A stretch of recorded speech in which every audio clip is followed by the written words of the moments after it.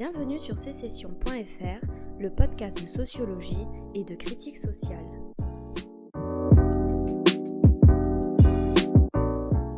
Sécession, d'autres chemins sont possibles. En opposant politique de la dignité et politique de la pauvreté, John Holloway décrit deux conceptions différentes du monde, de la politique et de ce qui entre en jeu dans le changement social. John Holloway utilise l'expression politique de la pauvreté pour parler de certaines politiques qui entendent éradiquer l'état de pauvreté. Ces politiques se caractérisent par la mise en œuvre d'actions qui sont définies dans la perspective de bénéficier à une population cible considérée comme pauvre.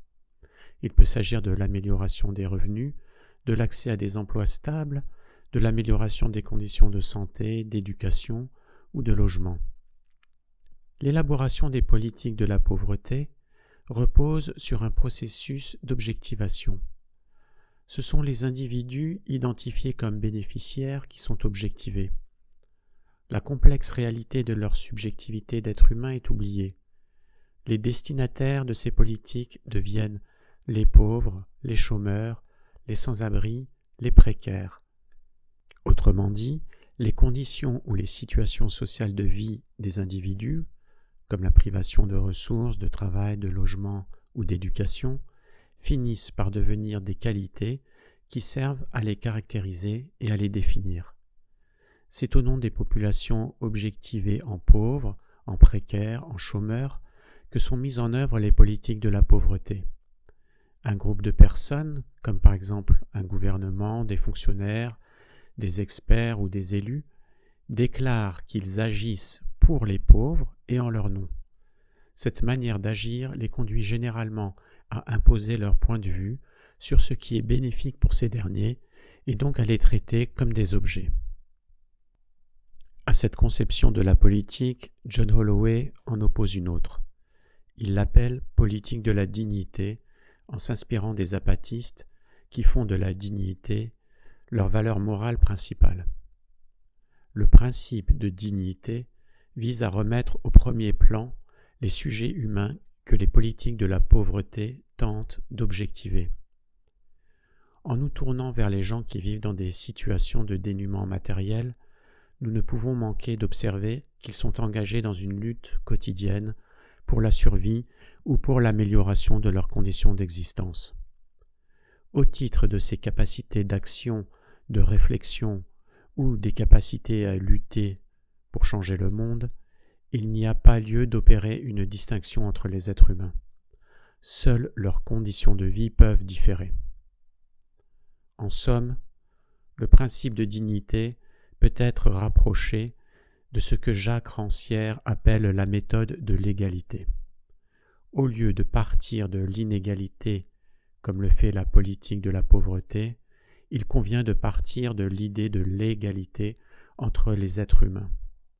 La politique de la pauvreté affirme une inégalité entre les individus. Elle parvient à ce résultat en objectivant les sujets à partir de leurs conditions d'existence. Dès lors, il y a des pauvres, des chômeurs, et il y a des riches ou des non-pauvres et des travailleurs. Et les pauvres ou les chômeurs sont exclus de la prise des décisions politiques qui les concernent. La méthode de l'égalité part du constat que tous les sujets sont égaux. Ils sont tous capables de penser, d'agir, de décider, de juger. Dès lors, que fait-on de cette égalité ? C'est précisément ce à quoi tente de répondre la politique de la dignité. La dignité affirme « Ne faites rien en notre nom, nous le faisons nous-mêmes ». Pour John Holloway, penser la politique à partir de la dignité des sujets consiste à construire des formes d'organisation qui permettent l'exercice de la volonté collective de ceux qui sont concernés. Ces formes d'organisation peuvent prendre l'aspect de dispensaires ou de jardins collectifs, de municipalités autogérées, aussi bien que de ZAD, de crèches parentales ou de logiciels libres. La politique de la dignité pourrait aussi s'appeler politique de l'autonomie, au sens où les participants se donnent à eux-mêmes leurs propres règles au lieu de se les voir imposer d'en haut. À ce titre, elle repose sur le dialogue et non plus sur le monologue. La politique de la dignité suppose une critique et une réforme de la démocratie représentative telle qu'elle est exercée actuellement. Par définition, un représentant revendique d'agir au nom de ceux qu'il représente. La représentation tend vers la création d'une sphère publique séparée du privé. Si elle n'est pas correctement maîtrisée, la représentation tend donc vers une exclusion. En revanche, ce que vise la politique de la dignité, c'est une forme de démocratie qui n'exclut pas. Elle recherche des formes d'organisation qui tendent à abolir la séparation entre le politique et la vie quotidienne. Elle tente de réaliser l'émancipation humaine que Marx voit advenir lorsque les humains se réapproprient leur force sociale. C'était Une politique de la dignité, un podcast de Gilles Sarther.